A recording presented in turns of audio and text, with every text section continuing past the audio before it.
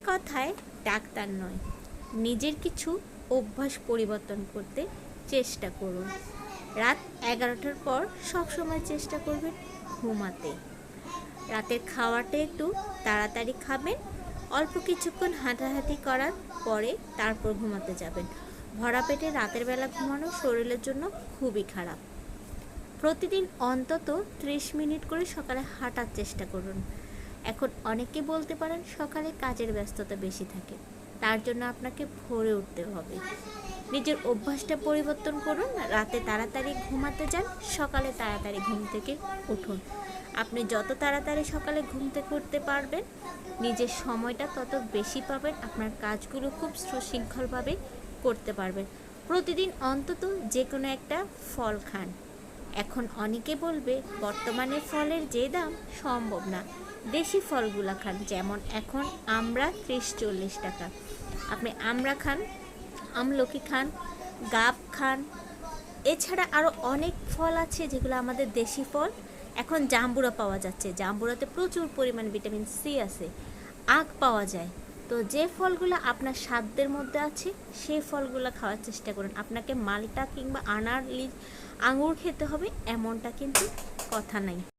কোনো বিষয়ে অতিরিক্ত দুশ্চিন্তা করা বন্ধ করুন, কারণ দুশ্চিন্তা করে আপনি সমস্যার সমাধান কখনো করতে পারবেন না। বরং ঠান্ডা মাথায় সেটা ভেবে সমাধান দেওয়ার চেষ্টা করুন।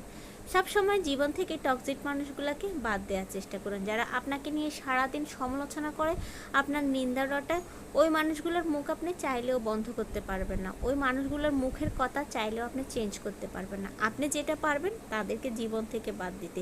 এই মানুষগুলোকে যত তাড়াতাড়ি জীবন থেকে দূর করবেন, জীবন ঠিক তত তাড়াতাড়ি সুখী এবং সুন্দর হবে। নিজের মনকে প্রশ্ন করুন, নিজের মনের যত্ন নিন, মনের খেয়াল রাখুন। প্রতিদিন পারলে অন্তত 1 পৃষ্ঠা হলেও বই পড়ুন। মনে রাখবেন, বই হচ্ছে মানুষের সবচেয়ে বড় বন্ধু, প্রকৃত বন্ধু। সবাই আপনাকে ছেড়ে চলে গেলেও আপনার জ্ঞান, আপনার বিদ্যা কখনো আপনাকে ছেড়ে যাবে না। হোক সেটা উপন্যাস কিংবা কোনো ইসলামিক বই। নিজেকে সময় দেওয়ার পাশাপাশি বই পড়াটা অনেক জরুরি বলে আমি মনে করি। এবং মোস্ট ইম্পর্টেন্ট পার্ট যেটা একদম স্কিপ করবেন না, সেটা হচ্ছে সকালে ঘুম থেকে উঠে আমরা সবাই সবার আগে মোবাইলটা হাতে নিই। এটা করবেন না। ঘুম থেকে ওঠার সাথে সাথে মোবাইল স্ক্রল করা বন্ধ করুন। বরং ঘুম থেকে উঠে আপনি প্রার্থনা করুন, আল্লাহ কাছে ক্ষমা চান, পৃথিবীটা সুন্দর হওয়ার জন্য দোয়া করুন। দেখবেন মনটা শান্তি হয়ে গেছে। এরপর কিছুক্ষণ হাঁটুন, তারপর কাজে লেগে পড়ুন। দেখবেন আপনি দিনের অনেকটা সময় আপনার কাজের জন্য পাচ্ছেন। মন শরীর দুটোই ভালো থাকবে। আমি জানি এই সব কথা বলা সহজ, করা অনেক কঠিন। তারপরেও কারা কারা এই জিনিসগুলো মানেন, কারা কারা এই জিনিসগুলো করেন, কমেন্টে কিন্তু জানাবেন। যদি ভিডিও ভালো লেগে থাকে পেজটা ফলো করে পাশেই থাকবেন। আজকের মতো বিদায় নিয়ে নিচ্ছি। সবাই অনেক অনেক ভালো থাকুন। আসসালামু আলাইকুম, আল্লাহ হাফেজ।